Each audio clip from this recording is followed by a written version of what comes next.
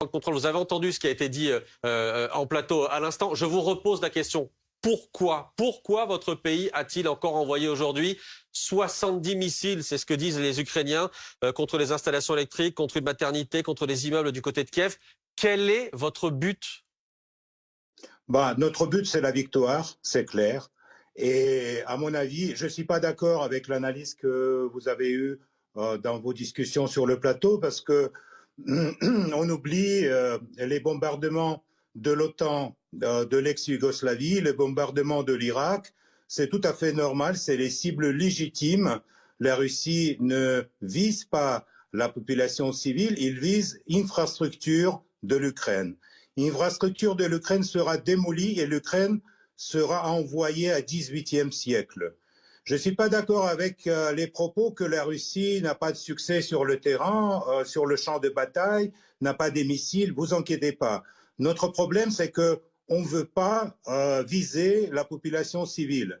Sinon, on pouvait raser sur le champ de bataille des dizaines de kilomètres du terrain avec les missiles que nous avons. Il y en a Mais Piotr Tolstoï, de fait, et la journée d'aujourd'hui le montre encore, vous ciblez les civils. Cette maternité, ce bébé de 2 jours mort dans la région de Zaporijjia, quel était l'objectif militaire?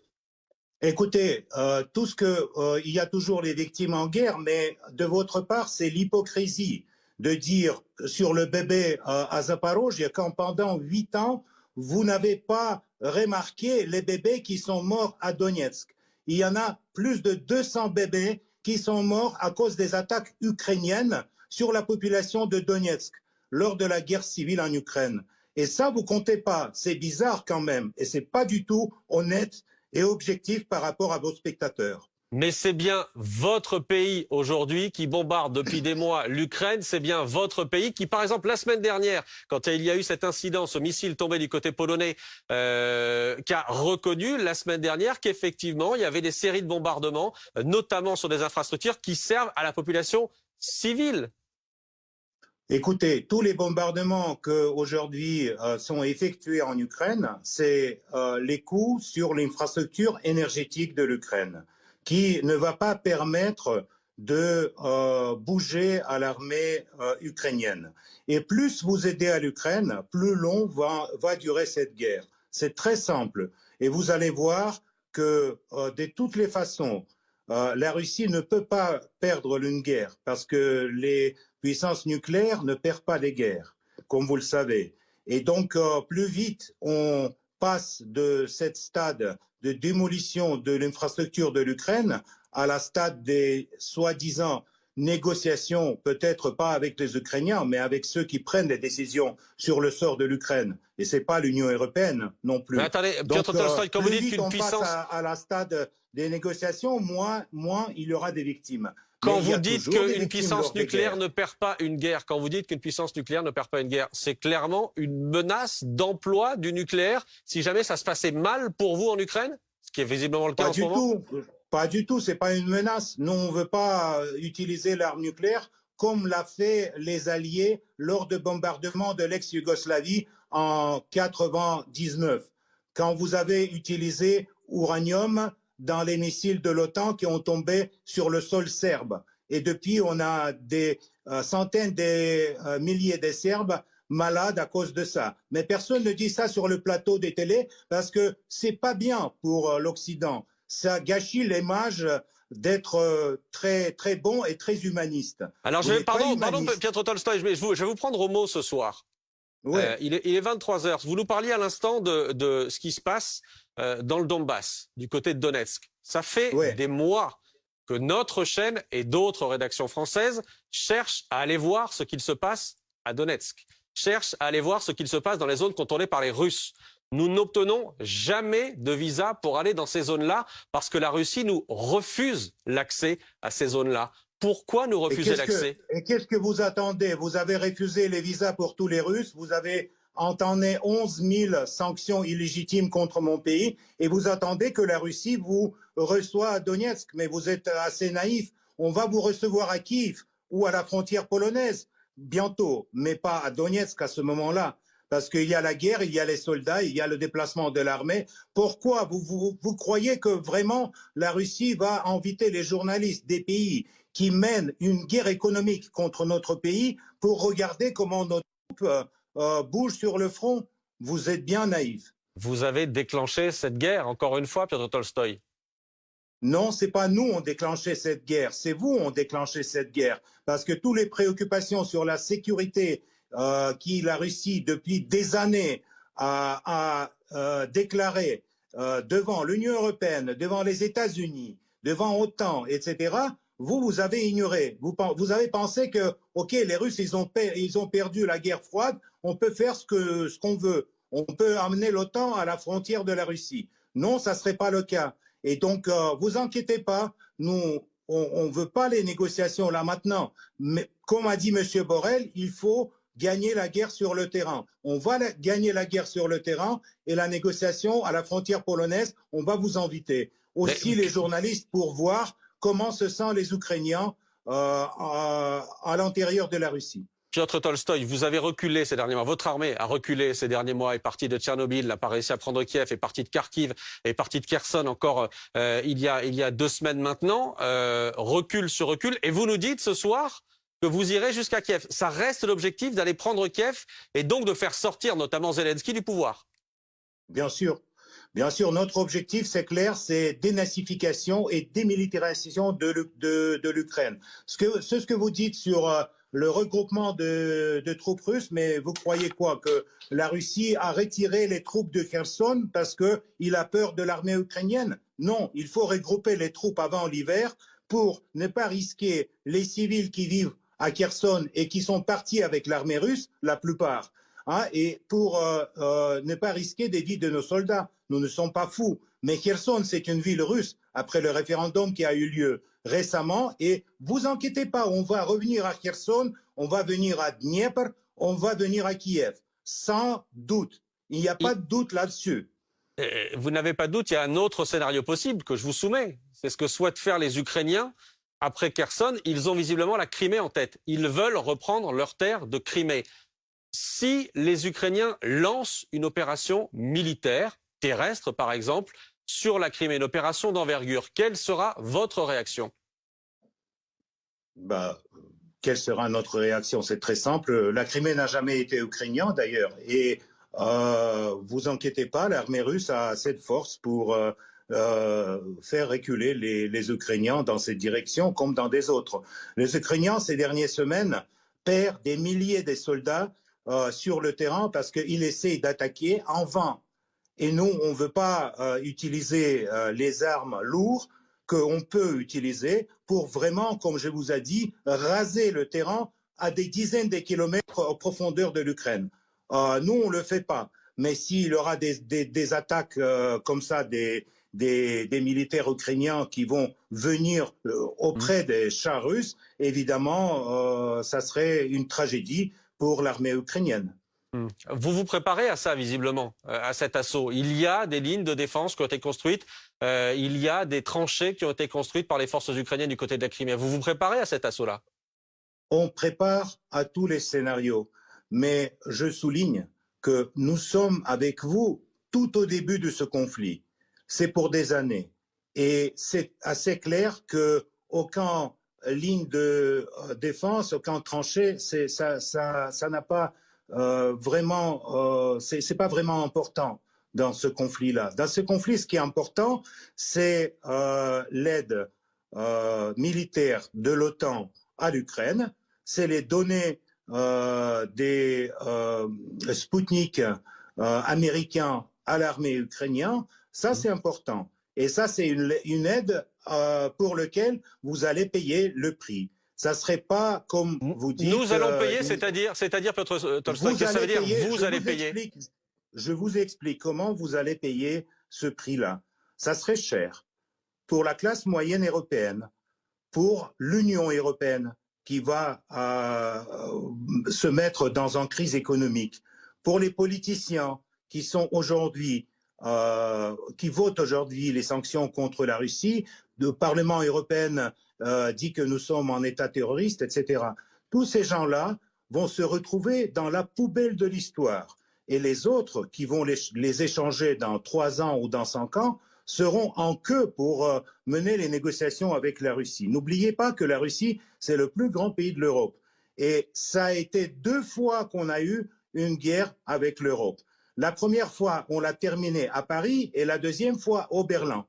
Donc, quand je dis Kiev, c'est notre objectif, c'est encore bien modeste. Mais vous allez payer le prix de ce soutien de l'Ukraine par votre économie, par une douche une fois par semaine contre Poutine et par des autres conséquences économiques, inflation, prix de gaz, prix d'électricité. Je ne veux pas vous raconter, vous allez voir et on peut revenir à cet entretien dans quelques mois pour dire si j'ai eu tort. Piotr Tolstoï, question pour vous de l'un de nos invités en plateau, en l'occurrence Guillaume Ancel. Bonsoir monsieur, vous portez un très beau nom, mais vous faites une sale guerre. Vous avez fait tuer des dizaines de milliers de jeunes. Est-ce que vous-même, vous avez déjà fait la guerre? Bien sûr, j'ai pas fait la guerre comme un militaire, mais j'ai fait la guerre comme un journaliste. C'est bien sûr, mais non, donc votre réponse. Qu'est-ce que c'est la guerre? Je connais qu'est-ce que c'est la guerre, et vous n'avez aucun droit de me rapprocher les vies des dizaines de milliers de jeunes. Parce que vous avez, avec vos rhétoriques pseudo-humanistes, ont tué déjà des centaines de milliers, des gens dans tout le monde entier. Non seulement en Libye, en Irak, en Afghanistan. Ouais, vous avez répondu à ma question. Je voulais juste savoir si vous aviez conscience de ce que vous faisiez massacrer. Et je comprends que vous n'avez jamais fait la guerre. C'est sans doute pour ça que vous tenez un tel discours. Merci beaucoup. Je viens de me revenir du front du côté de Svatovo, de Belgorod. J'ai vu nos soldats, je connais qu'est-ce que c'est la guerre et je connais bien que c'est pas pour des mois qui viennent, c'est pour les années. Donc préparez-vous avec tous vos reproches moraux, etc. Préparez bien parce que vous avez encore le temps devant vous. Mais Piotr Tolstoï, pardon, ensuite je laisserai la parole à Ulysse Gosset dans une seconde pour qu'on parle de Vladimir Poutine. Il y a une chose qui m'interpelle dans vos propos ce soir, c'est qu'étrangement ça a l'air de vous faire plaisir que ça dure pendant des années, qu'il y ait des souffrances côté ukrainien, mais qu'il y ait de la souffrance aussi côté russe chez vous, que ce soit parmi vos militaires ou que ce soit dans votre population, qui souffre aussi aujourd'hui. Écoutez, et les 8 ans que les Ukrainiens ont tiré sur les enfants de Donbass, on n'a pas souffert. Toutes les années que les 20 millions des Russes ont été discriminés en Ukraine, privés de leur langue, privés de leur histoire, c'est pas en souffrance? Le Donbass qui appartenait à l'Ukraine, le Donbass qui appartenait à l'Ukraine. Vous avez annexé l'Ukraine au mépris de toutes les lois internationales. Vous avez annexé, la Crimée. Vous avez annexé le Donbass au mépris de toutes les lois internationales. Non, mais vous avez toujours dans votre tête les frontières qui ont été dessinées par Lénine et Staline. Mais nous, on parle des gens, des Russes, des 20 millions des Russes qui ont été mis sur le genou par les nationalistes ukrainiens depuis l'existence de l'Ukraine indépendante. L'Ukraine indépendante à qui la Russie a subventionné depuis les 20 ans avec le prix de gaz très bas, avec le soutien de leur souveraineté, etc. Donc au moment quand c'est fini, c'est fini. Les Ukrainiens maintenant, ils pensent qu'ils sont occupés, etc. On va prouver que ce n'est pas le cas. Ulysse Gosset, question pour vous, Piotr Tolstoï. Oui. Lorsque Vladimir Poutine a annexé la Crimée en 2014, il était au seuil de sa popularité, il était vraiment très populaire en Russie. Aujourd'hui, avec cette guerre en 2022, une guerre qui n'est pas d'ailleurs appelée guerre en Ukraine aujourd'hui, en Russie officiellement, Poutine est en difficulté. Il n'a même pas pu se rendre au sommet du G20 pour représenter la Fédération de Russie. La Chine elle-même met en garde contre une perspective de guerre nucléaire qu'elle condamne. Quel est, à votre avis, aujourd'hui, le succès de Poutine dans cette aventure militaire qui est condamnée quasiment de façon universelle et qui fait craindre un retour de la guerre en Europe et pas simplement en Ukraine? Ulysse, merci pour votre question. Je ne suis pas tout à fait d'accord avec vous parce que quand vous parlez d'isolation de la Russie, d'isolation, affaiblissement de Poutine, etc., ça c'est une vision très occidentale. lors de sommet de vent, Poutine n'a pas participé parce que, évidemment, il est président du pays qui mène une opération militaire, tandis que le ministre des Affaires étrangères a très bien discuté avec ses collègues chinois, d'Indonésie, Inde, etc. Donc, vous avez une vision de l'Europe occidentale, de petits morceaux de l'Europe géographiquement, qui pensent que c'est vous qui êtes le monde entier. Non, c'est pas ça. Poutine ne souffre pas, je vous assure. Poutine ne souffre pas et même ne pense pas à tous ces idées de boycott et d'isolation de la Russie. Bien sûr, vous voulez l'isolation de la Russie, mais c'est pas le cas. Parce que aujourd'hui, mais vous ne pensez pas que Poutine aujourd'hui a des difficultés à faire accepter cette guerre contre un peuple frère, pour reprendre la propagande russe, contre les Ukrainiens qui il y a encore quelques dizaines d'années faisaient partie de l'ex-URSS. Est-ce qu'il n'a pas une difficulté à dire à ses compatriotes faites la guerre contre les Ukrainiens? Et est-ce que sa popularité n'est pas en berne? Et comment vous expliquez que le mouvement d'émigration en dehors de la Russie, vers la Géorgie, vers l'Occident, soit le plus important depuis la révolution de 1917? Ulysse, je vous assure que la guerre, c'est une responsabilité et un devoir très dur pour n'importe quel leader de n'importe quel pays. Si par exemple la France va mener une guerre en Afrique, le président français sera aussi peut-être préoccupé par ça. Donc, mais ce qui concerne vos illusions sur la popularité de Poutine, je vous assure que son taux de confiance est même plus haut qu'au moment de retour de la Crimée en Russie. Et deuxièmement, ça c'est pas exact, c'est pas exact, c'est pas exact. Si. Et tous ces, vous parlez de l'immigration, donc des jeunes qui ont peur, et donc quelques dizaines de milliers de jeunes qui ont parti dans les pays voisins. Là, ils ont parti il y a quelques mois. La plupart d'entre eux essaient de retourner en Russie parce qu'ils n'ont pas trouvé les moyens pour continuer la vie en Géorgie ou à Kazakhstan.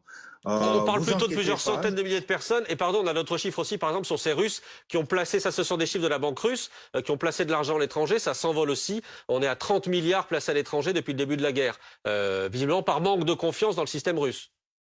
Non, c'est les chiffres, malheureusement, pour les chiffres de la Banque centrale de placement des finances, les chiffres sont grands comme ça parce qu'on n'a pas aujourd'hui la possibilité d'échanger l'argent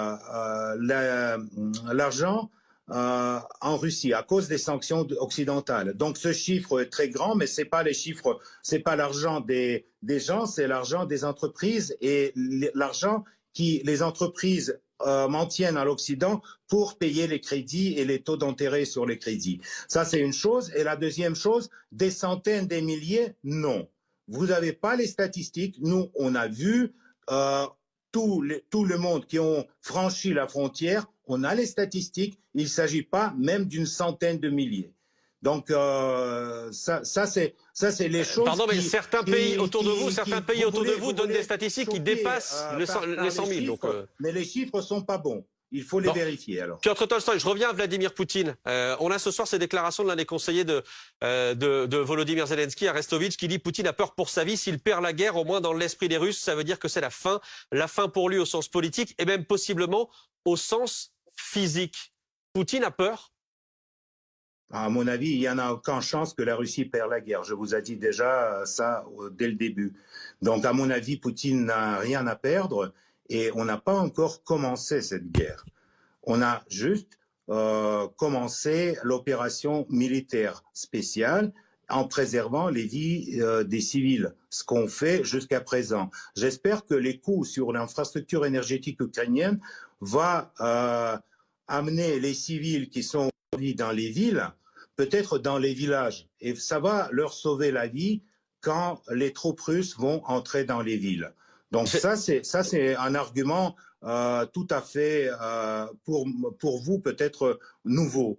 Mais non, en tout cas, pardon, mais c'est pas la réaction que l'on voit et que nous décrivent nos reporters sur place quand ils interrogent les populations qui sont libérées effectivement de l'occupation russe, comme ça a été le cas à Kherson ces derniers temps. Bien sûr. Les reporters sur place ont déjà été privés d'accréditation à cause qu'ils ont pris les interviews avec les Russes qui ont regretté le départ des troupes russes. Alors les Ukrainiens avec la liberté de parole, excusez-moi, ça c'est vraiment... Voilà, là, je ne sais pas ce que vous parlez, mais simplement une chose, j'ai encore deux questions à vous poser, Piotr Tolstoï.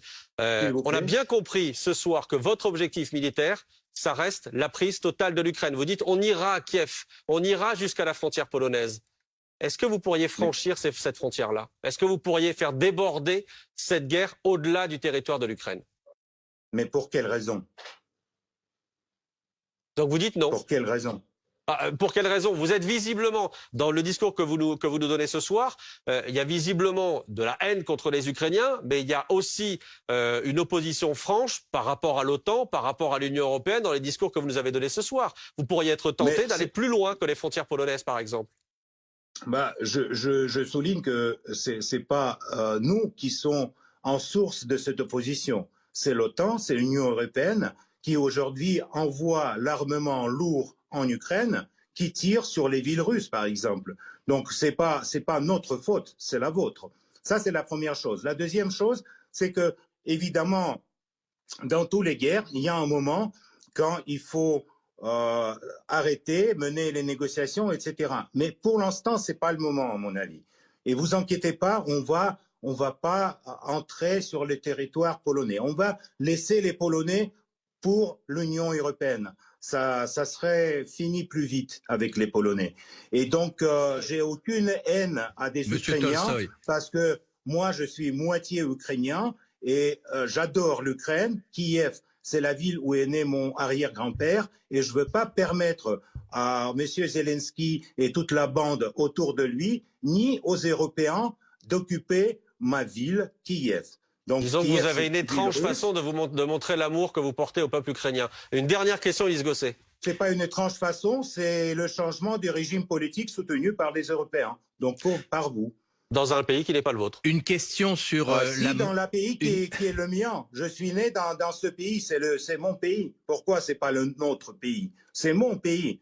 Mais vous parlez des frontières qui ont été dessinées par Lénine et Staline à l'intérieur de l'Union soviétique et vous croyez que ces frontières, ça sert quelque chose pour 20 millions de Russes qui habitent en Ukraine et qui sont aujourd'hui toujours sous la presse des nationalistes ukrainiens. Ulysse, dernière question. Oui, je rappelle quand même que l'indépendance de l'Ukraine a été décidée avec Boris Yeltsin, qui était à l'époque très proche de Vladimir Poutine. Et c'est comme cela que la Fédération de Russie également est devenue ce qu'elle est aujourd'hui. Donc, une question à propos de M. Prigojine. Est-ce que vous avez le sentiment qu'il va créer son propre parti? Est-ce qu'il est une menace pour le chef du Kremlin? Est-ce que vous êtes inquiet de cette montée en puissance de cet homme qui maintenant a quasiment une armée privée, qui a beaucoup de moyens, des moyens à la fois militaires, à la fois de police, des moyens sur Internet? Est-ce qu'il inquiète? Est-ce qu'il est une menace pour la stabilité du régime de Vladimir Poutine? Non, Ulysse, c'est encore une hypothèse malheureusement qui est loin de la réalité. Monsieur Prigojine, c'est vrai que il a peut-être des liens avec des bataillons, des bénévoles qui aujourd'hui combattent au front non loin de Donetsk et qui ont tué beaucoup des Polonais, des mercenaires américains, anglais, tous ces gens-là qui veulent se battre pour la démocratie ukrainienne contre les Russes. C'est vrai qu'il ne prend pas les prisonniers. Ça, c'est une chose qui provoque la haine contre lui et toutes ces hypothèses un peu bizarres parce que je lui connais. C'est un homme très brave et très bon. Donc, il n'y a aucune raison de penser qu'il menace quelconque à Poutine ou à un régime du pouvoir russe. Donc, ne vous inquiétez pas, là, on est tranquille. Merci beaucoup, Piotr Tolstoï, d'avoir été en direct avec nous. Je rappelle que vous êtes vice-président de la Douma. Merci à vous d'avoir été en direct depuis la Russie ce soir.